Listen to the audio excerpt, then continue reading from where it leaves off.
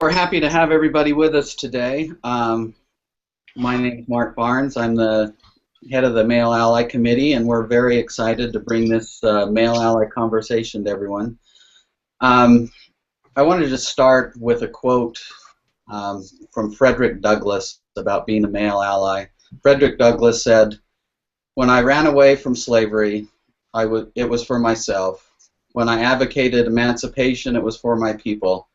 But when I stood up for the rights of women, self was out of the question, and I found a little nobility in that act."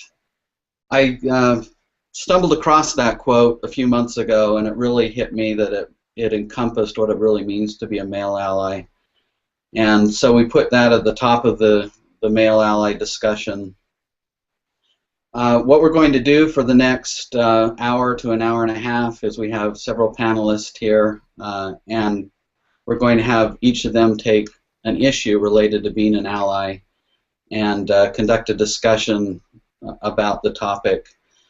But first, I would like to say a little about who we are. We're Ordained Women. We're a group that advocates for both the ordination of women in the LDS Church and more generally for equality within the LDS Church. Specifically, we're the Male Ally Committee within Ordained Women, and we work under the direction of the Executive Board of Ordained Women. Our main function is a supportive role. As male allies, we're not out there in the lead, but we're trying to support the cause. We have several panelists, and I would like to ask each panelist to introduce themselves. And we're going to start with Kate Kelly. Kate, can you do an introduction? Hi, yeah. I'm excited to be here. My name is Kate Kelly. I'm the founder of Ordained Women, and I'm a human rights attorney and activist. I live in Nairobi, Kenya, although I'm currently in New York City in the U.S. And yeah, I'm excited to be here. Well, it's great to have you here, Kate. Our next panelist is Carson Calderwood. Carson? Hello, I'm a father of four, three boys and a girl who's 5. I live in Seattle.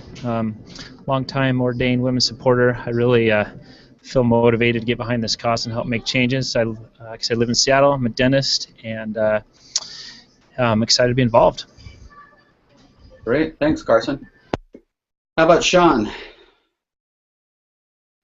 Hi, my name is Sean Carter. I am, like I said, an Ordained Woman board member.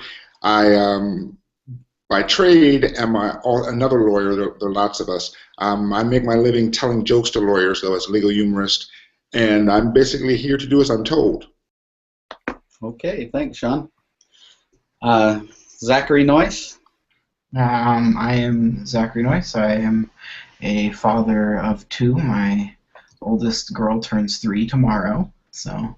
But I'm an Ordained Women supporter. Probably a little too outspoken at times for the tastes of most people around me who wish I would find something else to talk about. But I'm glad to be here and happy to be supportive of this cause in any way possible. Well, we appreciate you being here, Zach.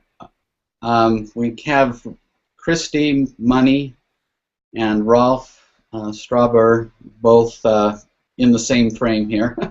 So maybe Christy, can you introduce yourself, and then Rolf?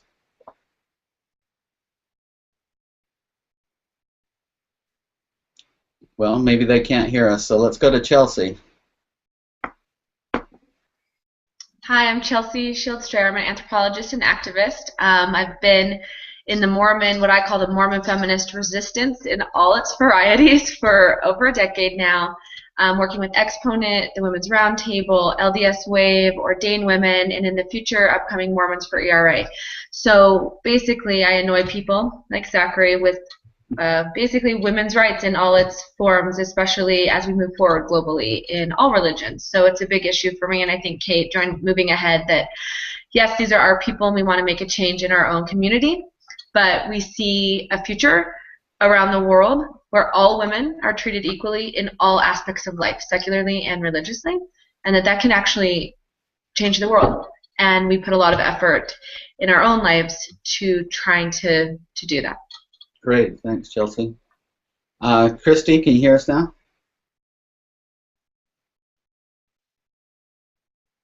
We can't hear you, Christy.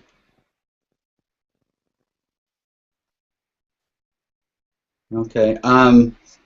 We'll get back to Christy and Rolf in a minute as soon as we have some audio from them. I'll introduce myself. As I said, I'm Mark Barnes. I'm with the Male Allies Committee. During the day, I'm an attorney, but I've spent a lot of time the last couple of years with feminism, specifically Mormon feminism, and it's something that matters to me a lot. I come from a Mormon feminist background, and I have a daughter and a granddaughter, so that makes it worth it. So we're going to turn things over to Kate Kelly, first of all, and she is going to talk to us about a game that's included in the Male Ally conversation. Kate, can you do that for us? Yeah. So the conversations, if you're following along at home, either live or later on, the conversations are designed to be able to be a group activity. So it's supposed to be a conversation that you have at home or with a group of people in your neighborhood or in your ward, and really to get everyone talking about important topics. This topic, male allies, is of particular importance to us because, well, for so many reasons, but for maybe the most important reason is that men are the ones who do all the decision making in the church currently, and for the near foreseeable future. So we really, really want to have a space where we can have conversations about productive ways for men to be allies, and to start seeing their own privilege in different ways, and to provide a really concrete, usable resource.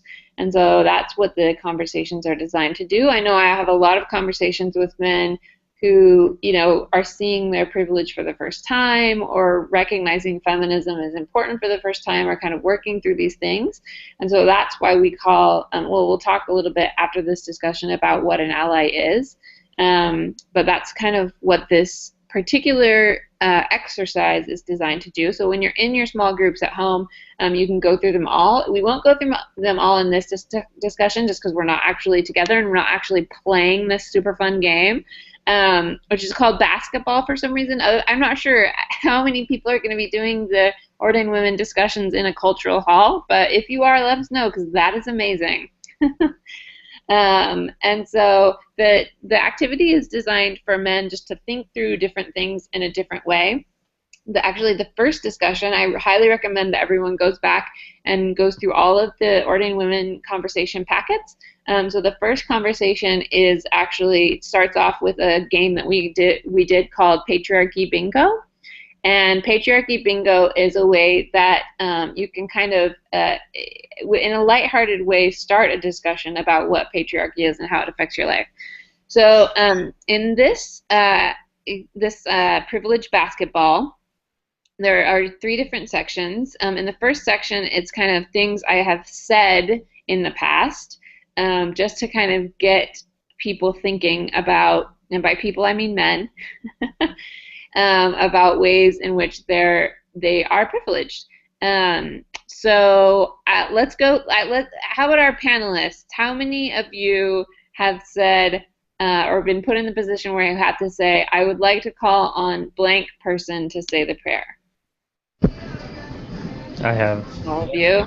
Okay, one step ahead. Nice. So I don't know if you want to admit this, but how many of you have said, when referring to your own children, I'm going to be babysitting my children? I'm sure I've said it. I bet I've said it. Shame on you. My As wife an is attorney, I plead the fifth. downstairs as we speak. All right, Sean's pleading the fifth. What were you saying, Zach? I'm sure. I think my wife is babysitting our kids right now. I've done it before. I certainly have said that. Okay, great. Oh man, that's one where I'm just like, that drives me so ridiculously insane. But I think it says a lot about our culture when when men taking care of their own offspring is babysitting. And if you want, you can read a really great article that Chelsea wrote called Equally Shared Parenting. Highly recommend it. So, okay, one more from this. I think this is another one that just like, it just, oh, so grates on me. But, okay, so thank you, sisters, for your sacrifice. We would be lost without your selfless service. Or anything about women like being angels, being like so charitable, anything like that. Our sweet sisters. John, you are losing at this bingo game. Or winning. All right. Yeah. What about, oh, what were you going to say? No, I that one hit me reading through the list before, particularly because I remember reading something not too long ago talking about how whether you're putting women down or you're putting them on a pedestal, in both cases you're dehumanizing them, and I think that's the real point, you know. So it takes power away from women to do that. Yeah, and I think that's one thing that you'll especially see with the general authorities is that they'll describe their wives as like these angels of mercy and dignity and wisdom and charity, and like how could I ever do it without my wife behind me? And it's just so pejorative. It's so infantilizing. It's so really, really puts women in a box. So the way that I always describe my husband is my kind angel, charitable angel of a husband. Yeah. Well, one of the Go ahead, Chels. One of the reasons why it's so problematic, that it's hard for people to understand, is that we don't have a lot of stories of women in our culture, let alone in our scriptures. And so what happens is a lot of our male characters, we see them evolve throughout the course of their lifetime. So we see the good of David and then his bad, and we see him repent, and we see Nephi's life and Lehi's life. And we see like this complexity that men have. They're good, they're bad, they obey, they don't obey, they don't know what to do. And what we see with women is tiny snippets. In all religious texts, we don't see one snippet, either the woman's a whore or she's a saint, right? We see these tiny snippets of these women, and what we're doing in modern life is we're doing the same thing to women. Either there are these great women that are selfless, sacrificing angels, and then none of us can relate to them because we've all made a mistake or we've all been selfish, or they're these horrible people, right?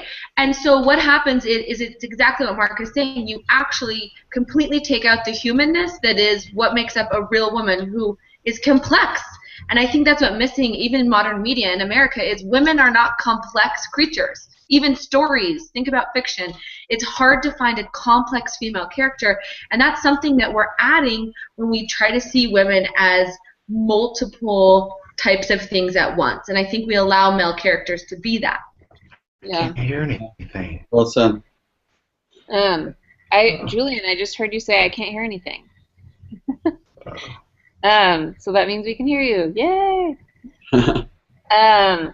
So I think too, for me, hearing things like that, it really puts me. I remember hearing things like that, and I remember, in a way, it was a compliment, but it was also a way to enforce the boundary of what you were allowed to be, and you were only allowed to be that, charitable angel of a supporting wife. Yeah. Okay, so also let's move on to the experiences, and so I think, again, we're moving through these experiences to recognize ways in which, in which men and women are treated differently in the church, and ways in which men are privileged. So let's see. What about in a leadership setting? My own opinion was listened to when a woman's was ignored. Does anyone have a concrete experience? What about you, Sean? No, that's because my opinions are always right. But I think I've seen it in a couple of senses. One, I'm able to get away with saying things that some of my sisters can't sometimes. Now, in addition to having a male privilege, I also have a noob or convert privilege. So oftentimes people look at me kind of, when I say things, as, oh, he just doesn't know any better. Isn't that cute? it's almost like the opposite. It's like I'm exoticized. Like, oh, that's how those Gentiles are. Oh, that's so cute. And so oftentimes, they'll if I were to, if a woman were to say something just like mine, they would look at her like, I can't believe she said that horrible thing. And with me, it's like, oh, he doesn't know any better. Also, I think being a man, you sort of get a few more passes on that type of thing. I don't think my wife could get away with it as often as I do either. So for me, I served as an executive secretary in a ward for 5 years or so, a long time in any event, and so plenty of meetings, as people will tell you. But I was trained and taught that if I had something to say, I would speak up. And the contrast between that and the primary president who would come into the ward council meeting was stark. I think that even more damning than that women's opinions weren't listened to a lot of the time was that no women really felt even comfortable offering them because they knew that there were plenty of other opinions in the room and stuff. But whereas I was trained that my opinion would be valued if I expressed it, other people were sometimes even explicitly told that theirs would not be given the same weight as that of someone else in that room. Yeah. I was actually just talking about this today with a friend of mine about how I wish that like the ways that I've been socialized and the ways that men have been socialized are so different, and we come from the exact same society and exact same culture, that I don't know how it like produced me and produced them. Like I don't know how I have to just like fight and fight and fight inside me to say like what I have is important to say. People are going to care, like my comment in Sunday school is just as relevant. Like I have to have an internal dialogue constantly telling me and encouraging myself to speak up, whereas I see men around me and they have been so socialized that like what they have to say is important, that they should be listened to, that they can take up space, like physical space and time and all these things. And I just wish like sometimes I would have like 1/10 of that socialization, so that it wouldn't be a struggle, that I would just be socialized to think everyone thinks that what I'm going to say is important. So yeah. Our games are always really depressing, by the way.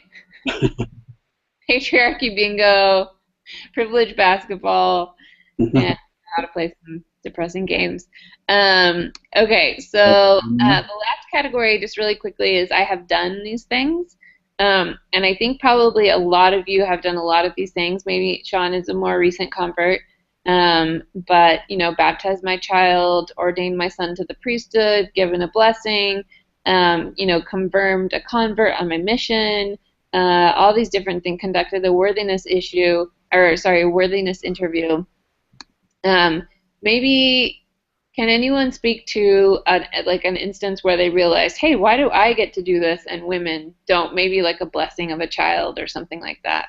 Well, I have an experience that's really recent, and it's sort of on point, maybe slightly different, but involves Chelsea actually, where we were talking about how blessings are done. And I thought it was interesting because Chelsea and other women who spent their life in the church, going to church, observing these things over and over and over again, there are little subtleties that they had no idea about how to do it. And that just kind of surprised me because they're so ingrained into me that they're just like natural. This is just, you don't even have to think about it. This is just how you do it. So that sort of hit me as there is a huge discrepancy between the way I was socialized and taught to do all these things and how all these women who are incredibly intelligent and spent their life in the church have no idea about how to do these little things.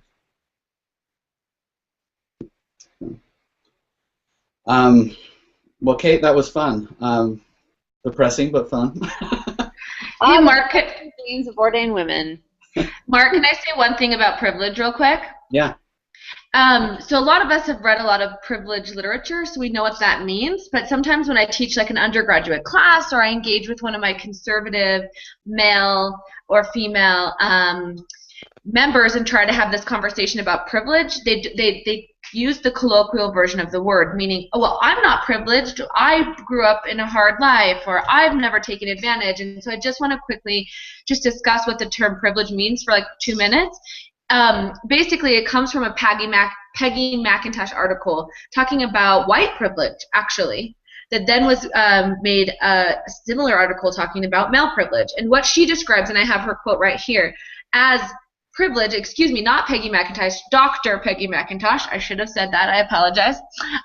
What she says is, and I quote from her 1988 article, she says, privilege is an invisible package of unearned assets that I can count on cashing in every day, but about which I was meant to remain oblivious.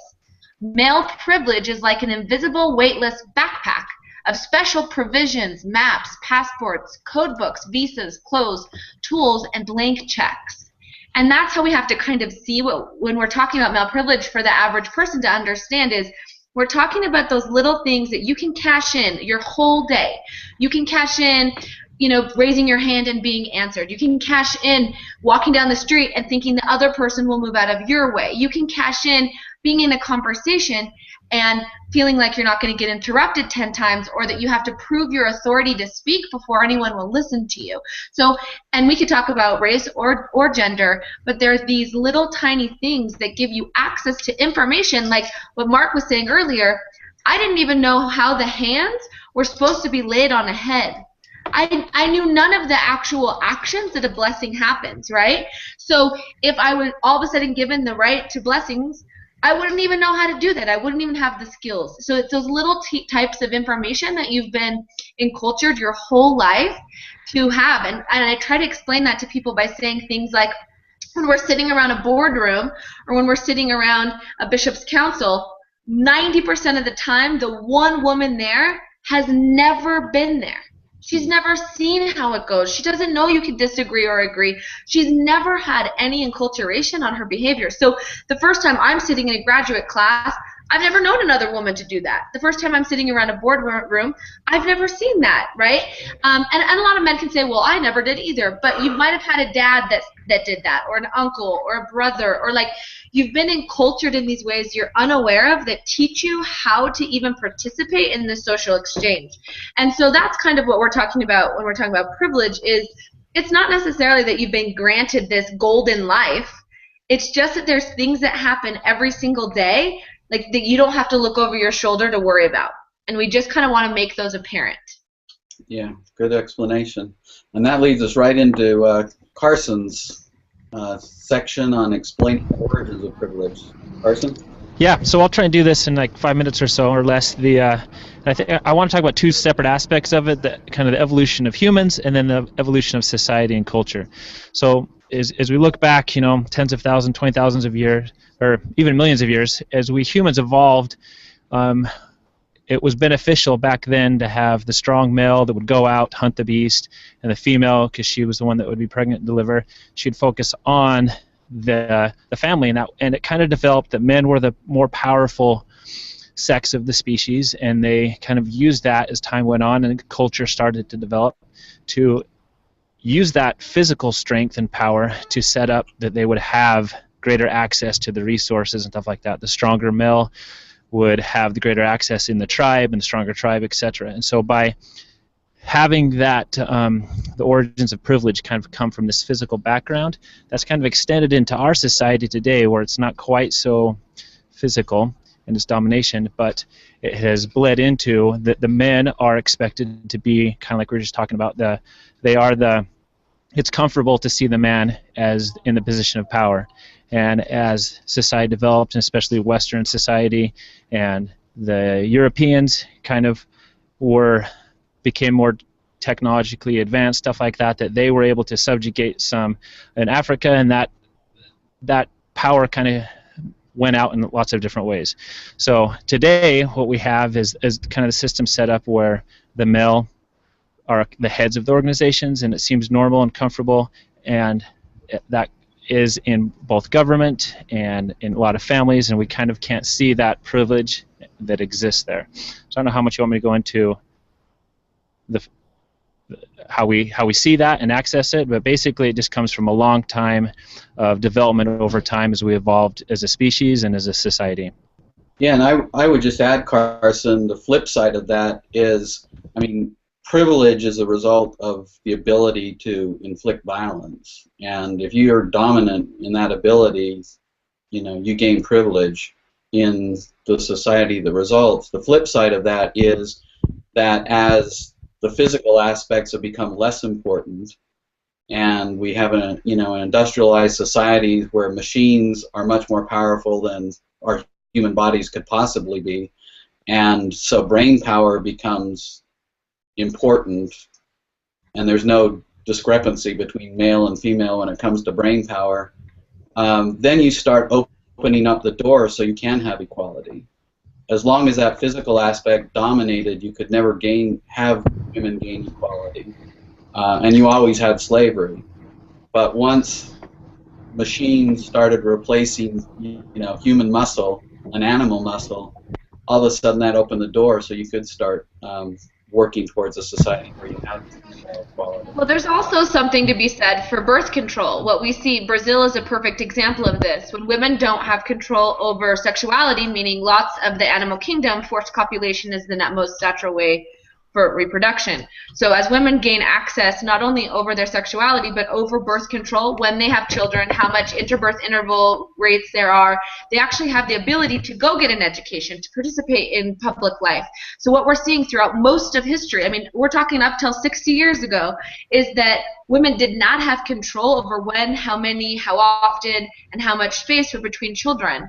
And so it became an imperative that they didn't, they couldn't go get the types of education and learning and jobs that gave them the prestige to have the same types of roles in our society. And we can talk all about that in another conversation, but that idea of women taking control over their family planning has huge consequences, as we've seen in Brazil. Most scholars say Brazil went from being a struggling country to being a top 5 in the next, 20 years, because women, 50% of their population all of a sudden had access over when and how many children they had. And it makes a big deal.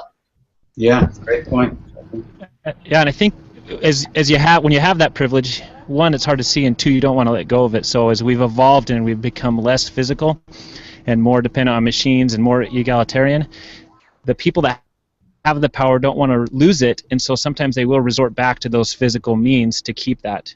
And also, it can be hard to see when people claim that you have privilege. Like I'm a good example. I grew up, I didn't have a ton of money growing up, and I would hear stories of people saying how I had privilege, I was lucky because I'm a white heteronormative male and I have all these benefits, but I'm like, no, but I'm not, because I don't have a lot of money. I had to pay for my way through college and stuff like that, and it took a long time and a lot of being pointed things out to me by my wife to see that I actually do have all this privilege that is inherent that I don't see and that I get to take advantage of. Even though I didn't have everything, even though I didn't have a lot of money, in addition to being white, male, and heterosexual, I did have all those privileges, and as I finally was able to see those, now I want to use that currency to go on and help others to see it, I guess, is the goal now. Yeah, good point. Julian, can you hear us now? I can see his avatar, but he's not up. Why don't we move on then to Sean and have him talk to us about why we should become a male ally.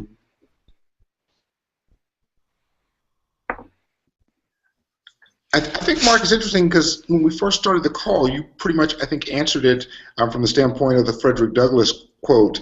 Why, I guess, as a man, should you work to allow or help women to enjoy the privileges you have? I guess it's twofold. One, it's the right thing to do. Two, quite frankly, it's funny because I kind of like the Frederick Douglass quote because he talks about there being some nobility in selfless service, but I never see this as selfless. We have a wonderful church, but I think we could be twice as wonderful if we allowed the other half of us to participate the way the current half of us does.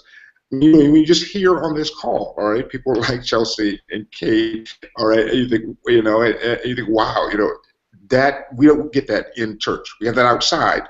But if we had that inside the church working for us as well, so to me, it's not even an issue of some great unselfish act. I'm going to be part of this organization, and our mission is divine, right? It is to bring other people into the gospel, and we're not winning necessarily that battle, so to speak. The 15 million of us was a great number, but that's not anywhere near the 7 billion of us. I think actually we're not growing as fast as, say, birth rates, right? So we're actually kind of falling behind in that battle, and we need, all the great minds we have to figure out how, we expand the gospel and make it, palatable and beneficial to more people. I just don't get how that possibly happens when you only allow half of your people, to use all of their ability. And so, from my standpoint, it's not so much a selfish thing. It's I have to do it. And then, I think the lighting is kind of bad in here, so 2 or 3 of you might have noticed I'm African American. I think we'll talk about that later. But I have a special sort of take on this. I think Julian could speak to that as well, where I feel particularly obligated, just in a nutshell, because people spoke for me for years. I've got to pay that forward somehow. Yeah, but I think all men have that. And I think even from the standpoint of if you're just a white, you're that horrible Carson guy, right? Blonde, handsome, white guy. I mean, everything wrong with him, right? Somebody sacrificed somewhere for him to get to that point, right? And we always hear the stories about people who crossed the plains and the pioneers. That's the sacrifice that we all have to pay for. We all have something to pay for, and we pay for it.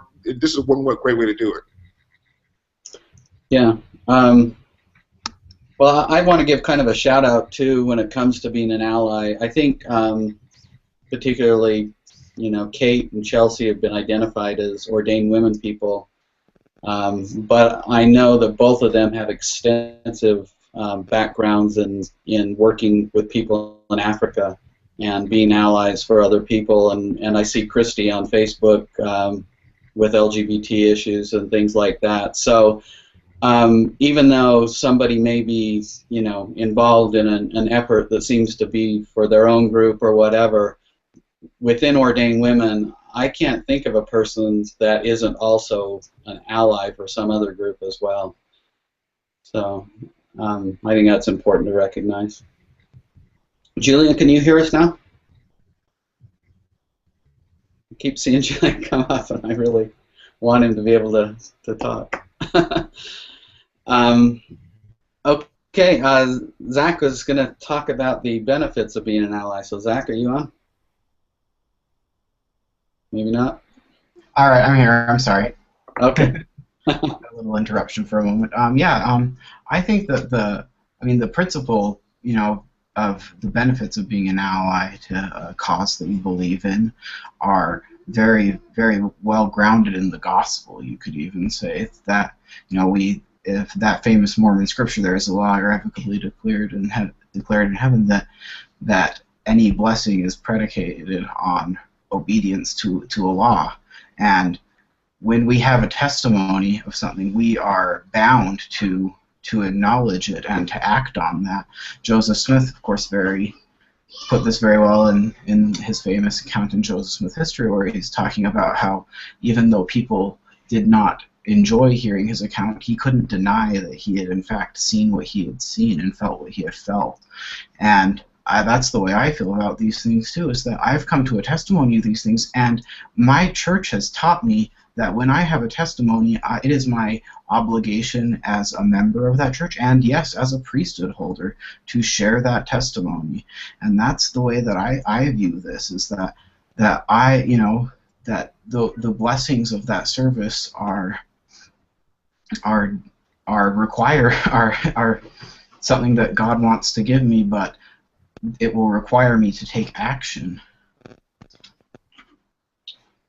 Yeah. Anyone have any comments on that?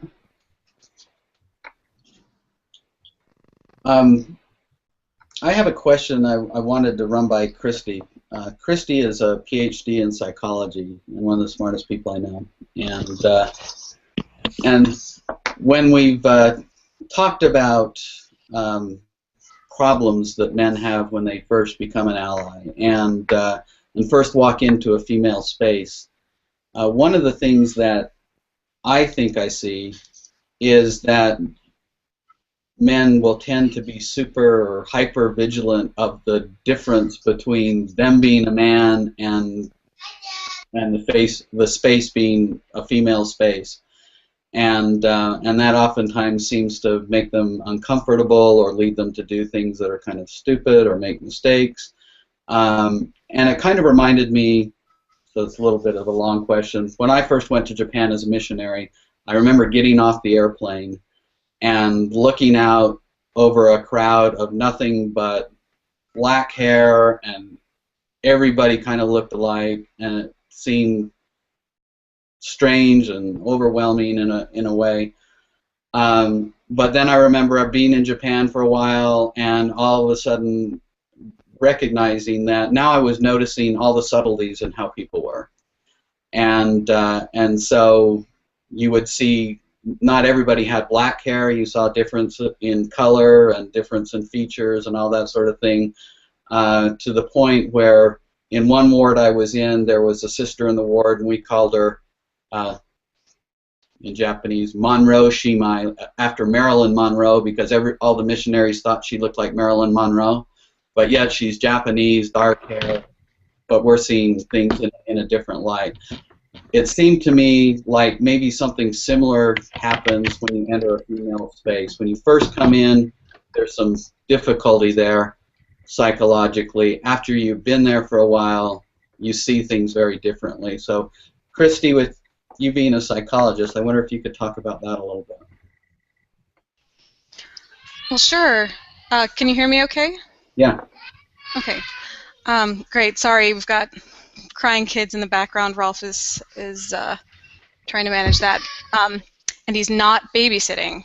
So, but yeah, I think that you're absolutely right, and that phenomenon has a lot to do with anxiety, just being new to a space and then feeling out of your element, and then not wanting to screw up because you have the best of intentions, right? I mean, you wouldn't be coming into this unless you had a big heart and were interested in seeing us succeed. And so, but there can be a lot of anxiety in the beginning. And so I would just advise for people who are new to a group, where they're not familiar and like a feminist space like Ordained Women, that you just acknowledge the anxiety and know that it's normal and that it's going to be like that for a little bit, and then just try to maybe sit with that anxiety for a while and like not jump out of it like, oh, I can't be feeling this way. Just sit with it, like notice, like, okay, this is how I'm feeling. I wonder, women probably feel this way a lot in other spaces, and then because that'll be so great for empathy.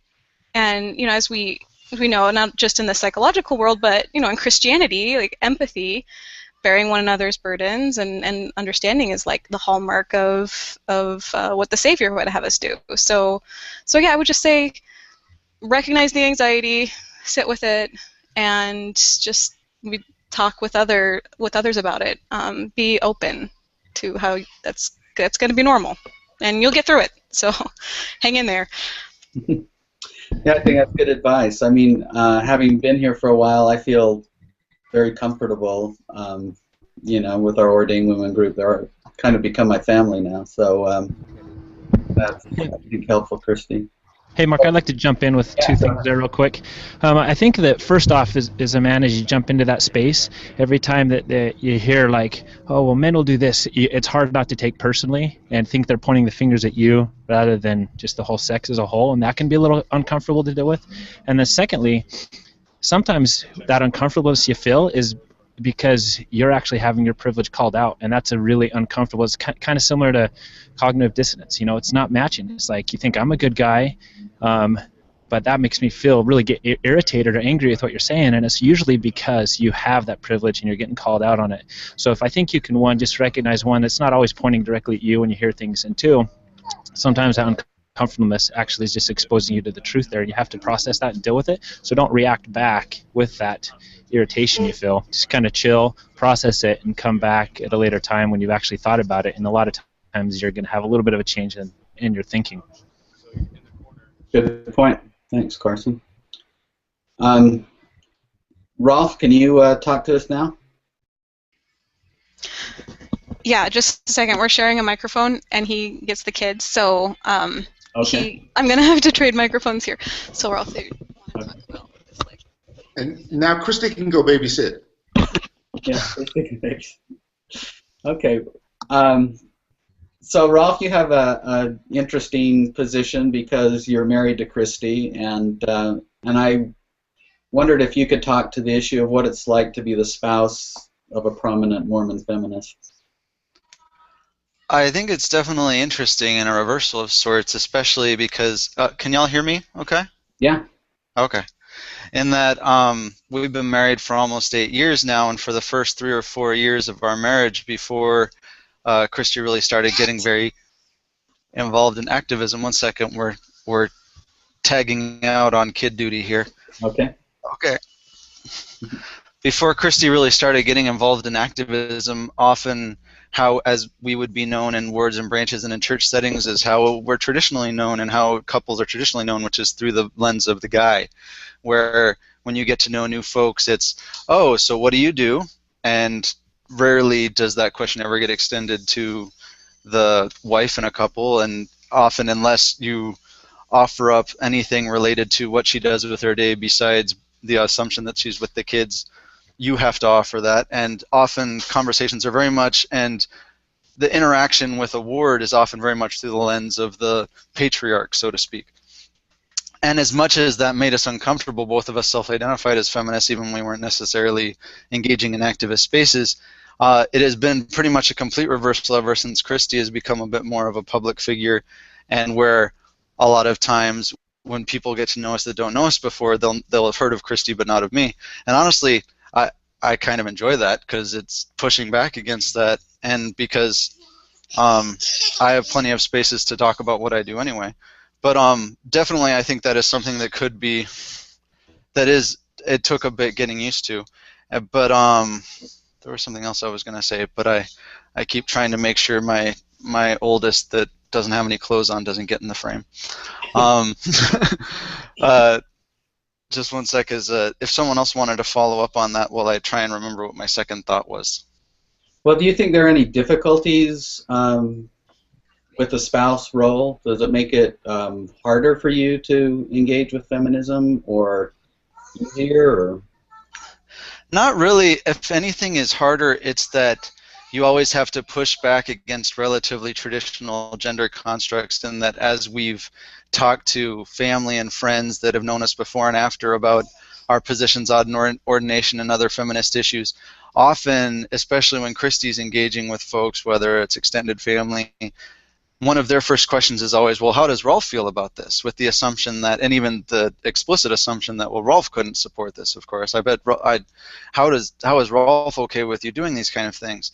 And usually there's, unless I'm there to say, yes, I very much am in that space, and as well, if Christy just says, oh, he supports me, often there's still kind of, a slant eye, really? I'm not sure I can buy that take, just because it goes so much against the norm of that the woman can be taking the forefront and kind of the leadership capacity in a certain relationship aspect of our relationship that can be so public.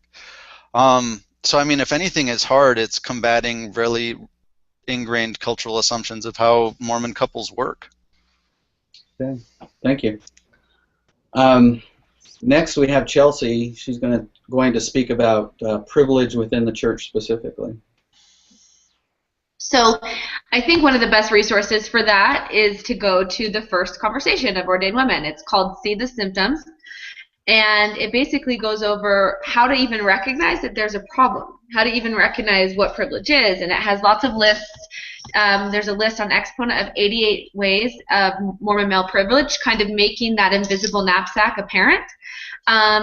There's a list on LDS Wave that talks about a list of ways in which women are unequal. So there's a lot of resources out there for the people who say, I just don't get the problem, I just don't see it. And sometimes it's as simple as pointing it out to help people. And often I'm asked about ordained women, and I'll just put in a ploy here of how proud I am of everyone here on this panel and this board, where they say, well, you know, you didn't become ordained, it didn't work, did you guys fail? And my number one response is that I have never been prouder of anything in my whole life. That when I was growing up, we couldn't say the words ordination and women in the same sentence. 3 years ago, when I helped start LDS Wave, we were terrified to even say we want to advocate for change, but no, we don't want the priesthood. I've never heard my grandmother, my 9 completely conservative Mormon aunts, my parents, my seminary teacher dad and his friends ever even mention the words ordination and women in the same sentence. So for me, what Ordained Women has accomplished, it is such an overwhelming success in just changing the cultural consciousness of what is allowed in the narrow margins of acceptable conversation and discourse. And for me, that's making apparent what's invisible. And I think Ordained Women kind of forced the hands, whether you hate us or like us or are indifferent, it forced everyone that has the Mormon attached to their name in some way or another to think about the issue and figure out where they stand. And that, to me, is one of the biggest successes. A cultural revolution of thought is something harder than changing policy. And so I'm super proud of everything everyone here has done. And I know, behind the scenes, we might not see as much of Mark and Carson and Sean and Zachary and, Rolf or Christy or whatever. But for someone who's been here from the beginning, I've seen the hours that these men have put in. I've seen the time. In some of the events we're doing, I have to ask Mark to go pretend to be like an average Mormon man and figure out where the standby line is, because I'm in charge of logistics, and I have to move 500 people through the streets of Salt Lake, and they just changed the standby line, and guess what? He's the only one that can accomplish it. And so these men have been, oh my gosh, I'm getting emotional, I'm sorry. These men have been just paramount. And as sad as it to say, and I think Sean will agree that, and I think when we talk about LGBT issues, without allies, we come across as a body of people disgruntled, and with allies, we become a force to be reckoned with. And so I know it's not the question you asked me, but I just have to say how important male allies are. So, so regarding how do we see privilege, I would recommend going back to our conversation 1. I don't want to repeat a lot of stuff. I think that there's tons of resources out there for you. I think I want to highlight just something Carson and Rolf and Christy said, which is to kind of recognize it in yourself as a male. I think what happens is there is anxiety, there's defensiveness, there's and we feel this way with all kinds of privilege, which is, but my case is different. But I had to put myself through school, so I don't have white privilege, right? But I've never been racist, so I can't be, or I've never hurt a woman, so therefore all men aren't violent. So we have these defense mechanisms to kind of prove that we're good people, and it prevents us from really kind of seeing what's happening. And so one of the things I recommend is to kind of exactly what Christy said, is to sit with the discomfort, to feel it, to embrace it, to feel what you're feeling, and try to take time to analyze that. I know that in my life, and I'm sure every woman has an experience with this, is in us trying to educate about feminism, we encounter just slap in the face after slap in the face after slap in the face, and it does get difficult to feel like your job is so simple. It's to say men and women are equal, we deserve the same rights, privileges, and protections. It's so simple. And yet it's my duty to not say that boldly, or I'm a bitch. To not say that emotionally, or I'm an emotional crazy person. To not say that dispassionately, or I'm passive aggressive. To not say that, without regard to your feelings, or I'm disrespectful. So as the actual woman, we spend so much time managing tone, managing passion level, managing your expectations so that I can guide your hand into my world and understand me, that it becomes exhausting. And so the whole like crazy feminist man hater, those stereotypes exist because after a while of being like, well, let me politely help you understand my worldview, can get old, and sometimes we just want to say, but damn it, I'm right. So if you ever feel like women are aggressive or are, frustrated or don't want to lead you by the hand, and you kind of, a lot of men feel uncomfortable in female spaces because of this, just understand that it's because we've been doing this for years and trying, our moderate is too much.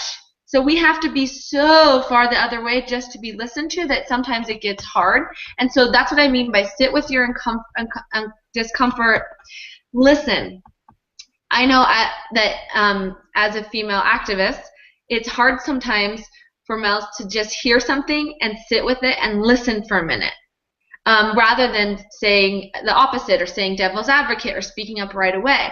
And the reason why that's important is for this other reason, which is when women walk into male spaces. So if I've ever been in the bishop's office or in a bishop's council or in a boardroom of all men, I know that I don't actually know what my role is. I am scared to death. I don't know what I'm supposed to say. So I kind of watch, observe, wait, figure out. And the opposite is, if you're a man who's been in male spaces your whole life, you don't necessarily have to take the time to learn all that. And so often women will attack a man who jumps into female spaces and immediately wants to kind of tell, we call it mansplaining, and I know people hate that word, but the reason why it gets so critiqued is that people want to engage in female spaces the way they engage in male spaces without taking the time to learn. And they don't understand that every time a minority or a woman engages, we have to take the time to figure out what our role is. And that a lot of times when you feel uncomfortable, it's just us forcing you to take the time, and you just have never learned that skill. Or it's hard for you to figure out that you have to learn that skill. And as a female in those spaces, why that's important is often, I've been doing this for a decade. I've read all feminist literature, theory, I've studied this as an academic and just as a person, as an activist. So when a man jumps into a female space and starts talking, I actually have no idea if I'm supposed to go back to Feminism 101 or if you know all that stuff. And I don't know how to engage with you unless I know where you're at. And so it does take time in these spaces for people to understand what kind of an ally are. Are you just beginning and you're learning? Are you totally well read on the theory? Are you not aware of the theory at all and just want to understand the praxis? And women have to do this too. It's not just men. But I think that if you feel uncomfortable in female spaces, that's probably something you can do, is listen, take time, be patient, figure out where to engage. When someone says something, honor them and respect them by just listening and taking it in. So I'm almost done here. I just have about 2 more. But one thing I is called the every exception guy. So it's kind of like SNL's Debbie Downer, where they're having a great time and she's like, and she like always says the downer thing. But that's how I feel in feminist circles. That when I'm talking to men about feminism, I often feel like there's a similar like funny SNL character. This is what gets me through the day when it's like really frustrating. That like it doesn't matter what I say, like it's hard to be a woman for X, Y, and Z, and the immediate every exception guy is like, well, not where I come from. Not in my job. I never do that. So any phrase I say, anything I talk about, whether it's my experience as a female in the church, my experience as a female in the corporate world, my experience as a female in academia, or in multicultural spaces, it doesn't matter. I'll run into the man that's like, not in my world, and that if that's the first thing that comes out of their mouth, it's very hard to engage, because what they've done is they've made themselves the subject of my story. They've made themselves the focus. That's not what, and they've basically taken the kind of their right to discount my life story. So basically what it does is it makes me have to prove that the burden of proof is on me that I actually lived this experience. And rather than, it should just, I'm an authority of my own life. I should just be acknowledged that this is how it feels. And I think that sometimes a man wants to defend himself so readily that he doesn't understand that he's discounting experiences. So I think that that's a huge one, is don't be the Debbie Downer, don't be the every acceptor. And then the next thing, I think kind of the last thing I want to say is that one of the reasons, and I know men are like, why can't I just engage with women the way I always engage with everyone? Isn't that equality? I get a lot of those experiences, right? And I would say, yes, in an ideal world, please, that'd be amazing. But like Kate said earlier, we've been socialized differently. I've been socialized to believe that if I speak boldly, then I'm going to have negative consequences for that. So I might phrase something in a way of like, well, I think maybe, even though in my head I'm like, I'm absolutely 1,000% right. And that's because over the 30 years I've been on the planet, every time I've said, well, I'm absolutely 1,000% right, I've had negative consequences. I've received, oh, well, she thinks she's right, or, you know, her tone is too bold, or whatever. And so women over the course of our entire lifetime have learned, you know, and Deborah Tannen, the anthropological linguist, has this great example of like a boyfriend and a girlfriend or a husband and wife riding home, and she says, hey, honey, do you want to get ice cream? And meaning, I want ice cream. But if I say that, I'm kind of entitled bitchy. So I'm just going to say, honey, do you want ice cream? And the man says, nah. And he's thinking, I don't want ice cream. And she's offended now, right? Because she wasn't speaking to him in his language and he wasn't speaking in her language. And that's kind of what we mean by when you enter female spaces, we're not asking you to be a different person or learn a whole new language. We're trying to say that we've been socialized in a way that we may phrase things differently, we may ask things differently, and we've had to learn the opposite. We've had to learn our whole lives what it means to be in male discourse, and we're just asking you to do the same, is to learn what it means and feels to be in a female discourse, to take a woman seriously, even if she phrases it like, well, I don't know, I think. Take it seriously. And so those are kind of my recommendations, especially with the idea that the thing I want to leave everyone with is kind of this idea of we all seek approval and validation from others in our lives, especially as Mormons, right? We want approval and validation from the bishop, the stake president. We want it from our bosses. But I want you to think of that moment where you were just begging for approval and validation. So maybe when you met your wife's dad, right? You want his approval. And I want you to put yourself in the shoes of a woman where you are constantly, every day, for everything, from the way you get dressed to the makeup you have on your face, to how tall you are, to how strongly you talk, to what you say, to what you do, you are seeking approval and validation from men. And a lot of men will say, well, I do that too. But the question is, do you do that constantly? Do you always seek approval and validation of women? And when you flip the coin like that, how often in your life are you constantly seeking women's approval and women's validation? And it's pretty rare. And put yourself in our shoes that sometimes that's why in female spaces there can be that that kind of discordant conversation. Is it's not women being manipulative or overly emotional. It's that we've been socialized to constantly seek approval. And it's really hard to step out of that. And if we do, we're punished. And if we don't, we're punished. And so we're dealing with all of this when all you're thinking is, dude, let's type this cool Facebook thing. So at the beginning of the conversation, we have all of this stuff that's rattling around in our brains. And just if you can be empathetic toward that, it might really facilitate the understanding of women as complex and of you being an ally that can really get that. Can I exercise my privilege here and break in as always? Yeah. Everything you said, Chelsea, reminds me, and if we had this talk yesterday, I would still be allowed in Feminine Mormon Housewives, all right? But it's amazing how my wife, and we had this conversation last night, and she explained to me, she was like, I go on spaces, and I might sit there and read for a week before I would ever even say anything. And my idea is like, if I don't say anything, if I don't make my mark, if I don't somehow impose my presence, I haven't done my job. Why be there? And so a great example is yesterday. I'm not going to say the joke, but there was a comment that came up, or a discussion that came up. I'll tell you because it's not that bad, but it's horrible. There was an article that came up for Laverne Cox. She did this thing in Playboy, and so someone posted it, and they made a comment about what she actually said, not about what she looked like, what she said. And then I said, "Oh, I got to go to Playboy. The sacrifices I'll make for you women." Ha ha ha. I thought it was adorable. Not so much, okay? Now, in addition to not being adorable, this is where it comes back, is that one of the moderators there says, "Hey, that's not so adorable, it's kind of creepy."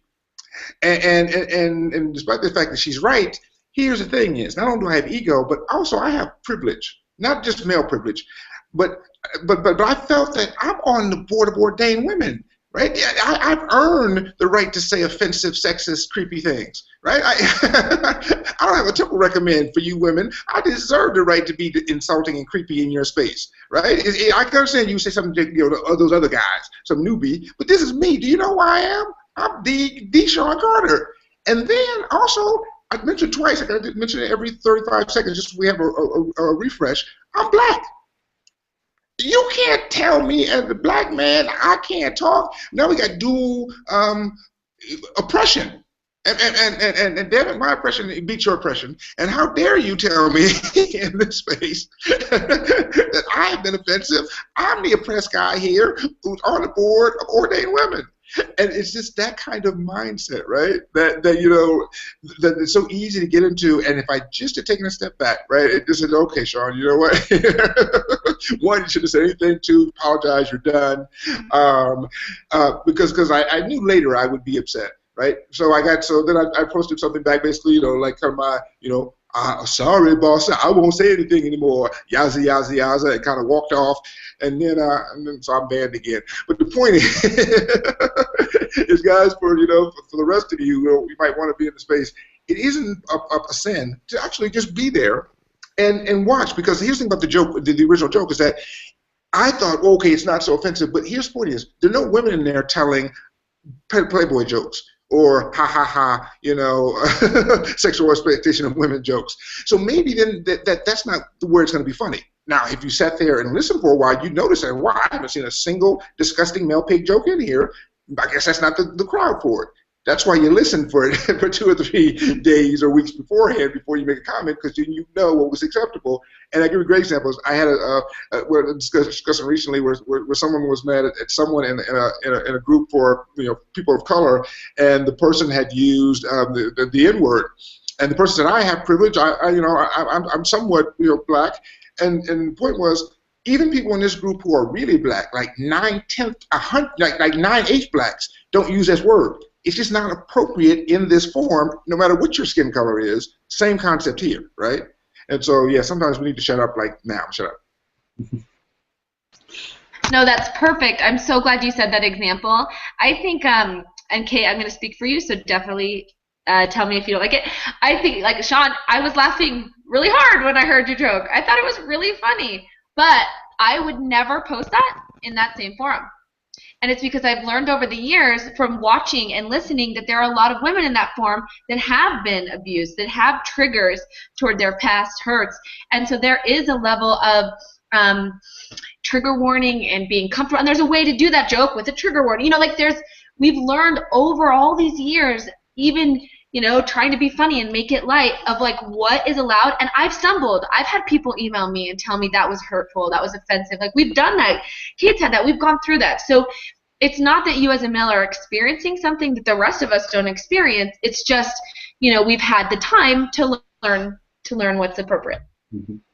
And I would just add, the trouble I've seen usually is in that what Sean described as sort of that defensive feeling coming up, and all of us say things, it comes out wrong, or we our filters were off, or whatever. But when somebody pushes back, then that defensiveness comes up, and then we go over the top with it, and that's usually where the real problem comes, is that response afterwards, the how dare you, or I don't have privilege, or whatever, and yeah, all of us have some degree of privilege. I've learned, and it's been interesting over the last couple of years, my education, because I found I have immense amounts of privilege. I walk into places and I start looking around about how other people are treated compared to how I get treated, and I have a pretty, I get treated well just because I look like I look, and Yeah. so Mark, could I chime in with something? yeah. I think too, like especially in online spaces, which is like where a lot of Mormon feminism happens. It's really, really like I feel like there is a lot of defensiveness around spaces because they've been so hard won, and like people have had to carve out those spaces and make them for themselves. And so when someone comes in who doesn't, really who says something offensive or whatever, it's difficult to give each other the benefit of the doubt. And I wrote a piece that's included in this packet about who gets to sort of drive the conversation, or I say who gets to captain the ship. And I think it's really, really hard. Like for me, thinking about myself as an ally to people of color, that's how I am in regular life. Like I engage really hard with people. I push back really hard, and I want them to push back really hard against me. And like that's how I show respect in life in general. But I think it doesn't always translate into, in my experience, in the online community, it does not always translate into online conversations because you don't know these people in real life. They don't know how you are. And there's a real, like, total paucity of giving people the benefit of the doubt on the internet, for better or for worse. That's just, like, how it is, and that's how we've had to maintain and defend our spaces and make them safe spaces. So I've definitely stumbled on this, like, a million gazillion times and will continue to.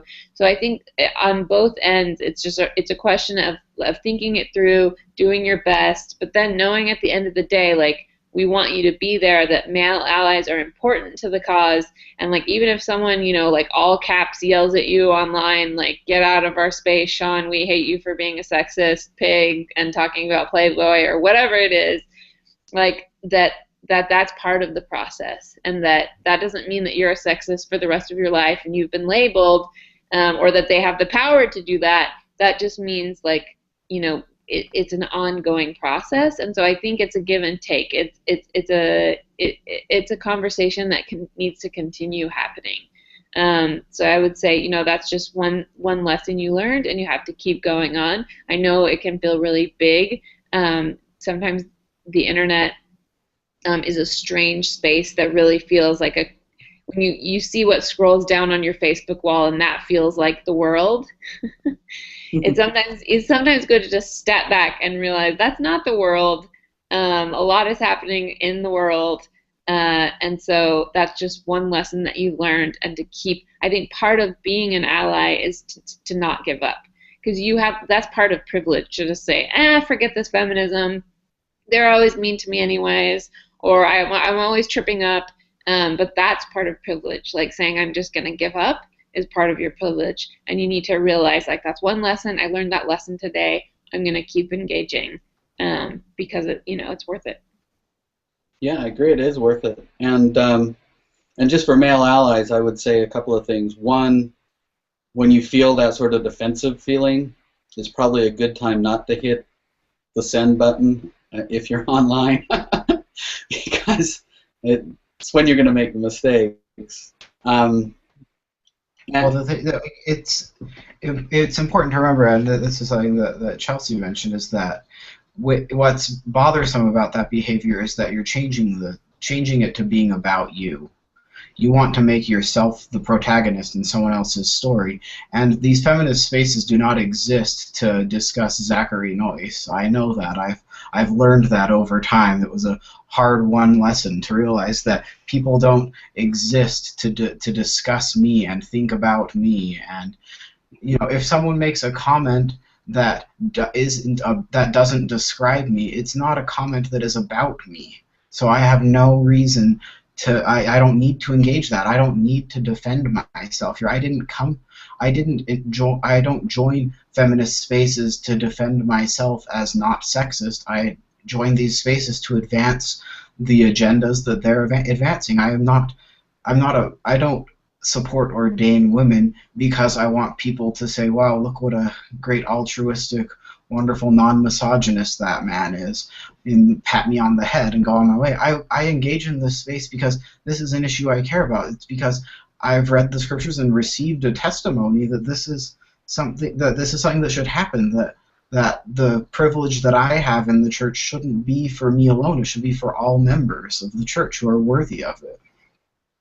For my wife, for my daughter, for my mother.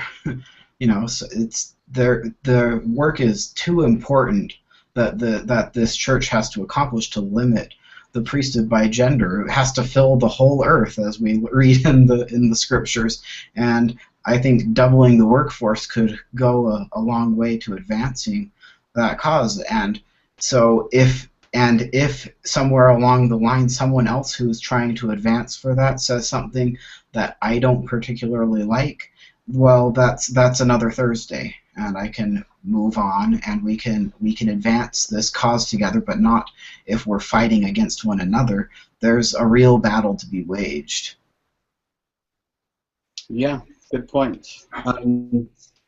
Kate, did you have anything more to add about what to do if someone does make a mistake in a female space?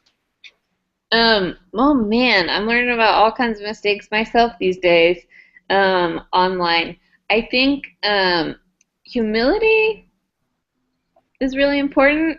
Like, it's so hard, and especially, it's like, that little, everyone's probably seen that comment that's like, come to bed, and the person is at the laptop saying, I can't come to bed, someone is wrong on the internet. And when someone is wrong on the internet, or someone doesn't understand you on the internet, it's very difficult to let go and step back, and instead of explain, accept that they might have something to teach you.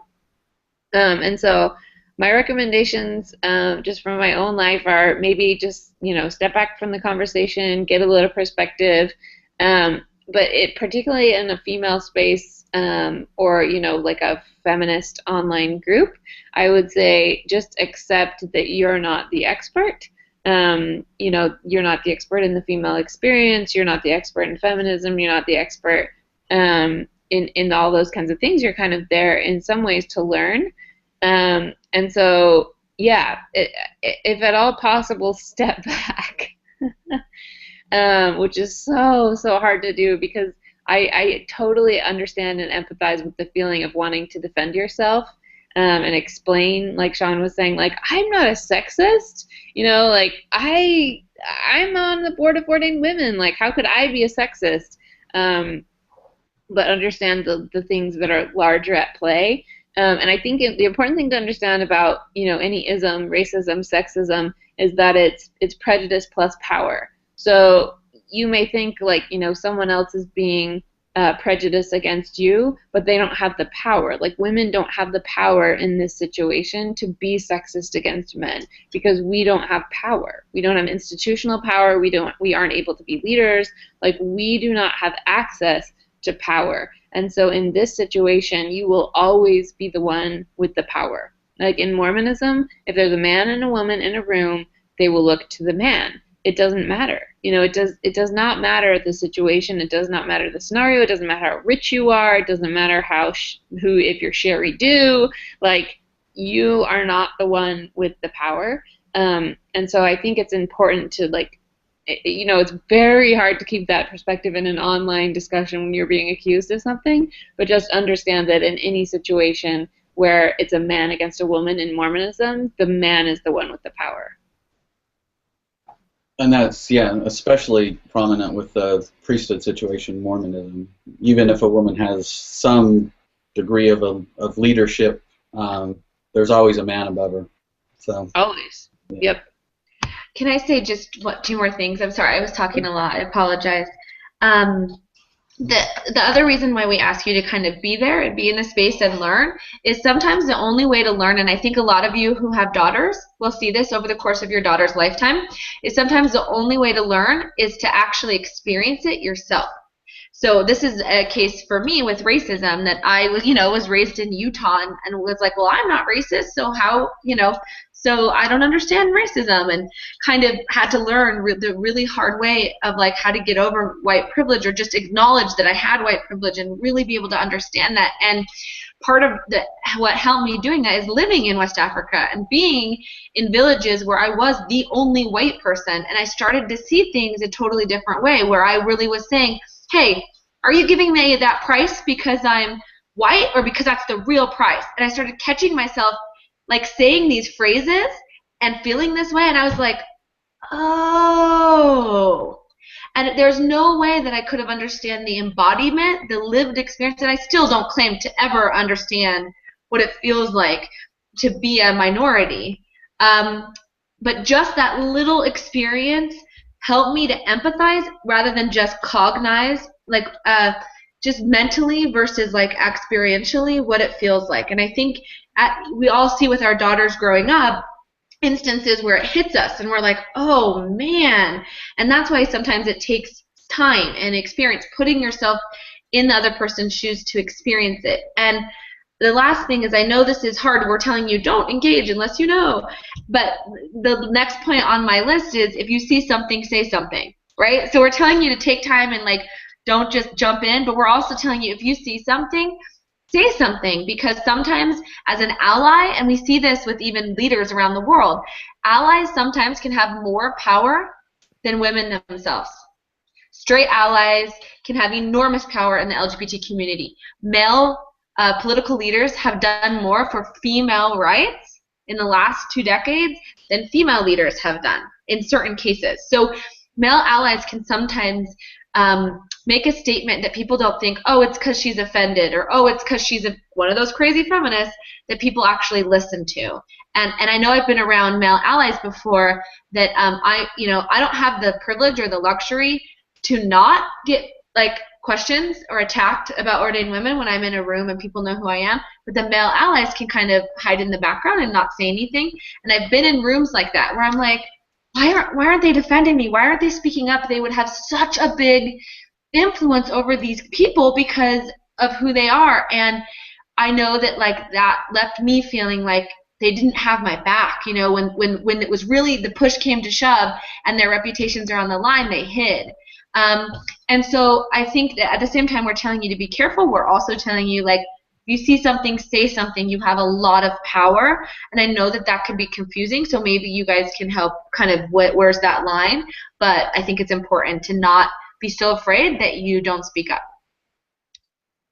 And I would say develop relationships with people, because you can say things to certain people when you have a deeper relationship that you probably shouldn't just like post online or something like that. So I'm, think that if I had a real question about something, I know Kate and Chelsea and Christy well enough, I could probably pick up the phone and call any of you guys and say, I'm wondering about this, or what do you think about this? And it would be no problem, versus just thinking I ought to go spout something out on Facebook, or without doing that. So. Yeah, well,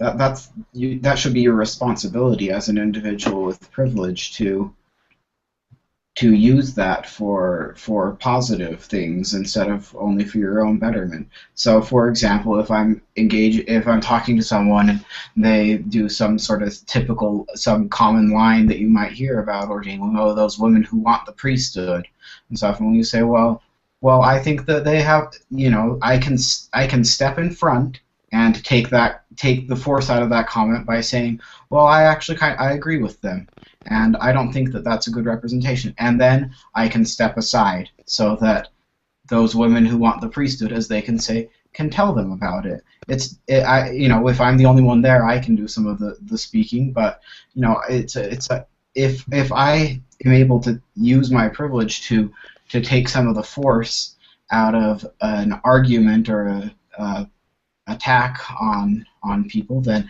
I can use that, and then I can get out of the way, and people will have no choice but will left without their argument anymore.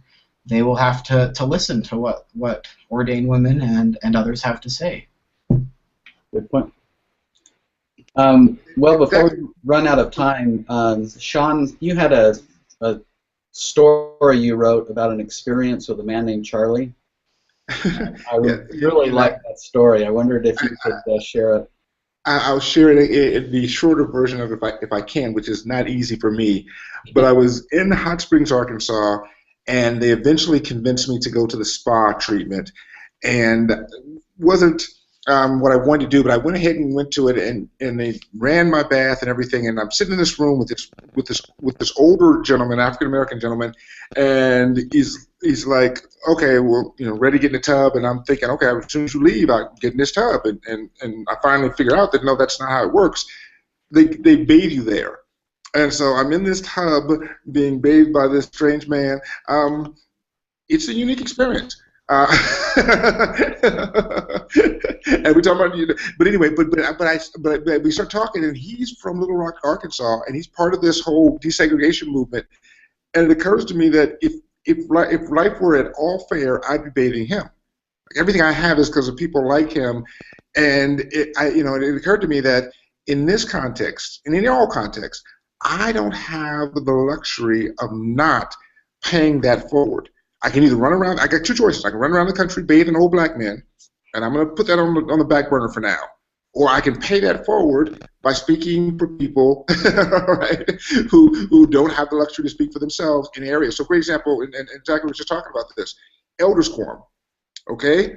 As brilliant as Chelsea, Christy, and Kate are, and by the way, that's just the tip of our iceberg, but the women in this movie are amazing, but none of them have any authority to speak at all in Elders Quorum.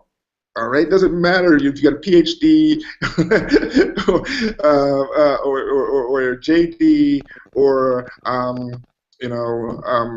or ADD. It does not matter. You're not going to get to speak in Elders Quorum, High Priest meeting, etc. And those are the places, by the way, where men are more comfortable with being honest and really creepy sexy.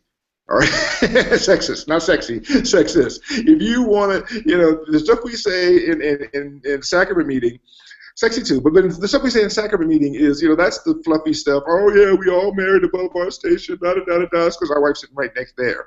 Right, but when he gets honest in Elders Quorum and High Priest, and that is where we have an opportunity as allies, like Jackie said it best, to step in front and say, by the way, and if you've been around this place long enough, there'll be comments about some of the people that you know. I am so sick of defending Kate, but more often than not, I try to point out that the things that they are, get so upset about Kate are things that as men we do all the time, and these are the people that we look up to. The fact that, for instance, Kate is confident is a great thing for men. We love men like that, but for a woman, it's like, then we have other terms, and none of them are confident, right? and so, like I said, I think we all have a choice, right? We can either run around and start bathing, pioneers, or in my case, old black men, or maybe you could choose, whoever's been your hero, or we can sort of pay that privilege forward. And it's worth it. We were talking about a second, Brian. We'll just put this benefit out because we also talked about this. We had a conversation, Mark and I and Kate were part of this yesterday. One of the benefits I find in this, and but a large part of my testimony of this church has always been the church. And I got to this late, so I have a different understanding of the church, but I take the meaning of the church from the term that's used 149 times in the New Testament, ecclesia. And it doesn't mean the church office building, and it isn't the brethren, and it isn't the 501c3 corporation. It is the people, us, all of us. My testimony has always been all of us, and the very best people that I know in this church, and I know wonderful people in this church, are the people that are involved in this movement. Love these people. If it seems to me, if there's any reason at all to do it, all right, it would simply be to be around people of this quality. I mean, and they're wonderful people in the church altogether. But I put my group against any any 500 in the church. And so anyway, on that note, I say that in the name of me. That's it. Well, thanks, Sean. And I absolutely agree. That's, for me, what's made it so fulfilling is the people. You know, they talk about soldiers going to war, and they initially go for the cause and the patriotism and all that, and then they end up, you know, in the foxhole fighting and dying because of the people around them. And that's the way it's been for me, too. So if you're interested in becoming a male ally, there are certain steps you can follow to officially become a male ally with Ordained Women. One of the things I would hope people would do if they do want to become a male ally is contact me and talk to me about getting involved in the Male Allies Committee. Sean, can you hear me? Your avatar is up right now. Yes, I'm here. Okay. I guess we'll run through the formal steps. All right, so I guess number one is to submit a profile to Ordained Women. Yeah. That's fun. Join the Supporters of Ordained Women Facebook group, and I assume once you publish your profile, you'll automatically get an invitation to that group, right? That's a group that I think you have to do that first. Join, once you're a member, join or supporter, join the OW Male Ally Committee. You can always contact Mark, as you just mentioned. And then, and we talked about a second ago, engage in your acts of bravery. And that, you know, I think sometimes, you know, we think an act of bravery is to go on to the, you know, the feminist space and say something crazy. It's not the one we're talking about. Go to your sexist space first and try it out there. And you know, you get one, quite frankly, guys, how often would you estimate that there's an opportunity in Elders Forum or High Priest Quorum to be brave? It's true. Yeah. Yeah. There's opportunities all the time. They're not filling that lesson time unless you speak up. So, but speak up and say something brave. Say something bold. Say something that has meaning. You know, we're all in church. You know, you're in that church building for 3 hours, one way or the other, and do some real work to build the kingdom while you're there. Well said, Zach. Well, on that note, I think we're at the end, and I want to thank everyone that watched. This will be up as a YouTube video. Mark, can I say something really quick? Sure. I just wanted to say, like, our male allies are so, you know, Chelsea already chimed in with this earlier, but our male allies are so important. Important to the movement strategically, important to us for just solidarity. It's important to know that men support us.